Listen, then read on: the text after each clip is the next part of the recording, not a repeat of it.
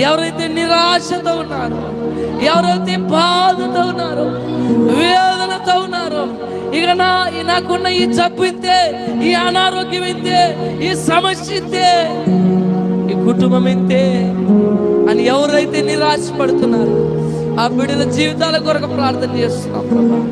అయ్యా నీకు వందనాలు ప్రభా.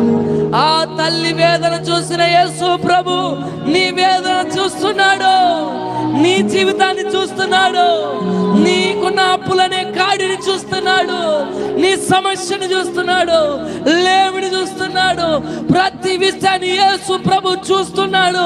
నీ మీద కనికరపడి నీ జీవితాన్ని, మారదనుకున్న జీవితాన్ని యేసు క్రీస్తు శక్తి కలిగిన నామములో మార్చబోతున్నాడు. అంతే. పరిస్థితులు మార్చబడబోతున్నాయి, స్థితిగతులు మార్చబడిపోతున్నాయి. నువ్వు ఆత్మతో నిండబోతున్నావు.